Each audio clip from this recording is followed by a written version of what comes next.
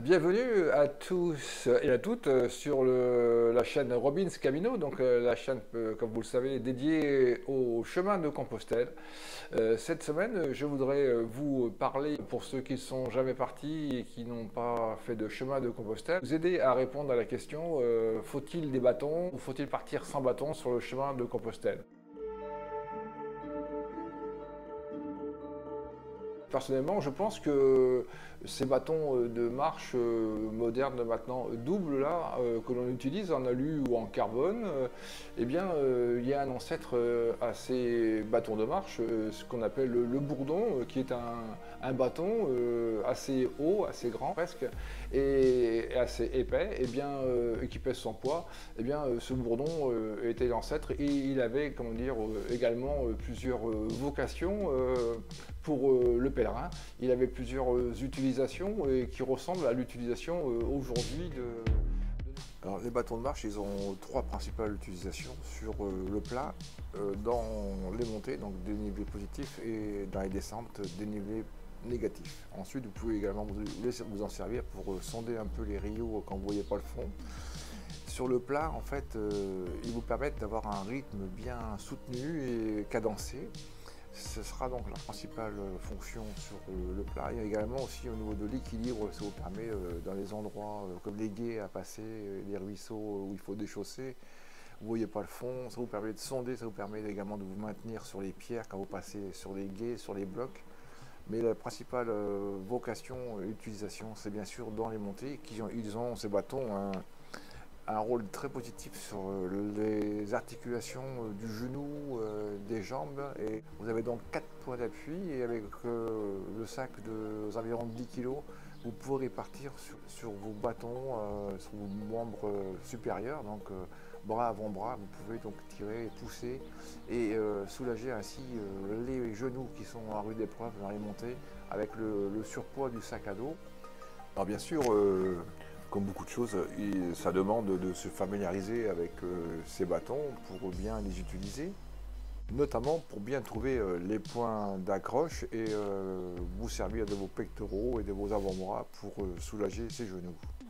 Dans les descentes également, ces points d'accroche seront importants à trouver pour vous sécuriser dans les descentes et également soulager les genoux qui sont aussi très mis à l'épreuve dans ces descentes quand elles sont abruptes, et les bâtons vous permettent de soulager ces genoux.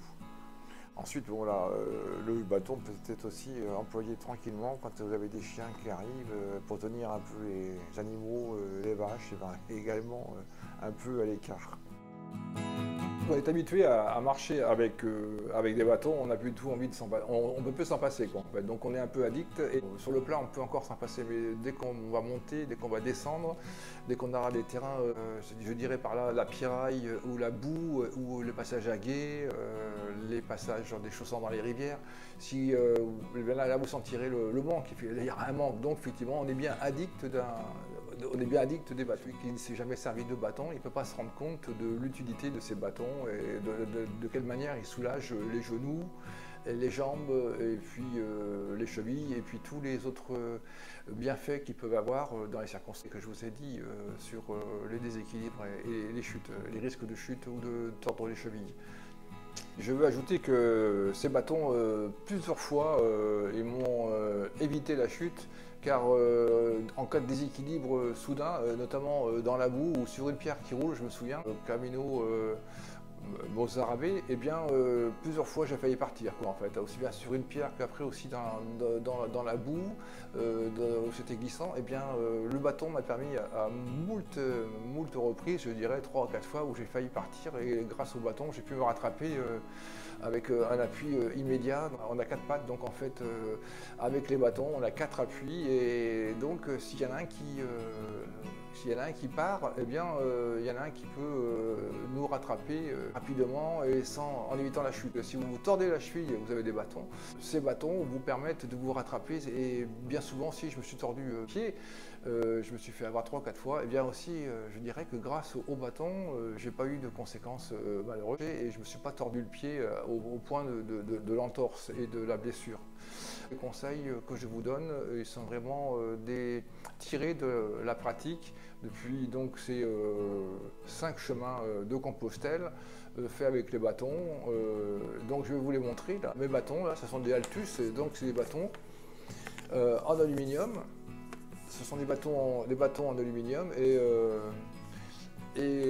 qui ont fait leur job, j'en ai parlé quand on est arrivé, et bien les pointes sont un peu émoussées, mais alors donc là j'ai pas mis les protège-pointes que je mets en permanence en fait. Ce sont des protège-points en plastique dur et en fait ils ont fait plus de 1200-1400 km ces protège-pointes en fait et ça permet de marcher, ces protège-points de Décathlon là, ça permet de marcher aussi bien sur le chemin en terre que la pierre, que le goudron sans faire de bruit et donc c'est vraiment des pointes caoutchouc dur de petites sursection et qui sont vraiment fantastiques et qui sont très résistantes. Les pointes, si vous voulez les protéger pour ne pas les user, sur le goudron par exemple, eh bien, ou sur la roche, quand vous êtes dans la roche, c'est dangereux aussi d'avoir ça glisse les pointes à la ferraille. Donc vous allez mettre les protège-pointes. Souvent donc, vous alternez avec des passages rocheux, goudron et des passages terre. Donc du coup vous enlevez les protège-pointes, puis vous les remettez, vous enlevez, vous les remettez. Donc là on avait des protège-pointes qu'on a pu laisser tout le temps à poste, tout le temps dessus et qui ont fait, je vous dirais, plus de 1200-1400 km sans problème. Et donc le poids, il pèse quand même, ceux-là, ils pèsent 520 grammes, contrairement donc à l'aluminium, ils pèsent 520 grammes, mes bâtons, contrairement à ceux de Monique qui sont ceux-là, donc Monique a des bâtons carbone et ces bâtons donc en carbone ils pèsent 380 grammes. Alors on sent la différence. Donc, 2 chemins entiers, ils sont comme neufs en fait en bon état. Donc les pointes on les a bien protégées également. Donc du coup on est toujours avec les protège-pointes. On n'a pas les pointes usées. Enfin ceux-là ils n'ont pas les pointes usées parce qu'il y a les protège-pointes en permanence. Et les miennes par contre les pointes elles sont usées parce que j'étais dans le système de mettre les pointes, les enlever, les mettre, les enlever, puis après j'en avais marre, donc du coup je mettais plus les protège-pointes, si bien je me retrouve avec une pointe émoussée. Donc moi j'ai opté pour ces bâtons avec ce système de verrouillage là, et nous sommes très satisfaits de ça. Voilà. Vous avez les différents bâtons avec ceux à vis, les bâtons avec les vis et ceux-là avec un verrouillage, voilà. Alors le prix, eh bien là vous êtes dans les 90 € là, avec des bâtons comme ça. Les bâtons en carbone, ils sont sur les 90 €. Et là, vous avez dans les 50 €, vous avez des bâtons en alu 30, même moins, 40, peut-être 40 €. Les Altus, là, par exemple. Donc, je ne vais pas rémunérer pour les marques, hein, voilà, en alu. C'est moins cher en alu, bien sûr. Résistance, le carbone est bon aussi, il n'y a pas de souci. Donc, voilà. Et donc, ce sera à vous de faire votre choix sur les bâtons que vous souhaitez prendre avec vous sur le chemin, si vous décidez d'en prendre bien sûr. Quand on ne s'en sert plus longtemps, eh bien, il faut trouver donc des solutions pour les ranger. Donc sur le sac, vous avez en général vous avez des attaches. Et puis si vous prenez le bus ou l'aéroport, vous pouvez à l'aéroport, ça peut poser des soucis suivant les compagnies aériennes, suivant la longueur de vos bâtons. Donc en fait, il faut avoir si vraiment vous avez peur d'avoir des soucis avec les avions, les acheter, les bâtons, vous prenez une longueur qui correspond à la hauteur de votre sac en fait, pour qu'ils puissent soit rentrer dedans, soit être sur le côté et en les filmant, pour pas qu'ils dépassent quoi, en fait. Voilà. En ce qui me concerne, quand les bâtons je m'en sers pas, eh bien j'ai un mousse-coton sur la sangle de mon sac, sur la bretelle, j'ai un mousse-coton et en fait je les attache comme ça.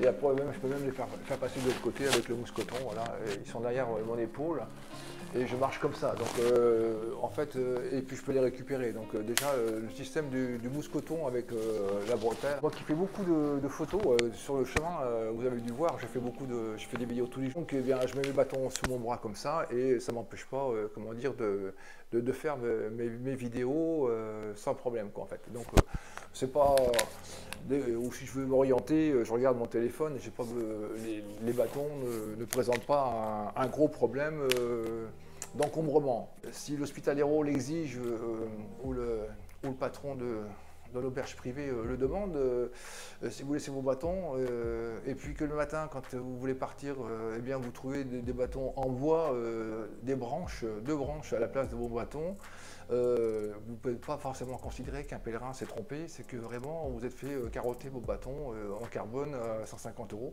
Donc sans avoir du mauvais esprit, je vous recommande fortement, quand vous avez des bâtons en carbone comme ça, qui valent très cher, et qui sont en bon état, très beaux, eh bien vous les pliez un max et vous les mettez dans votre sac ou sous votre lit, à proximité de vous, quoi, en fait.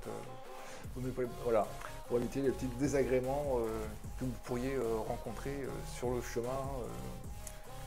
Ah oui, j'ai aussi à l'esprit là, vraiment, là c'était vraiment, j'allais vraiment partir.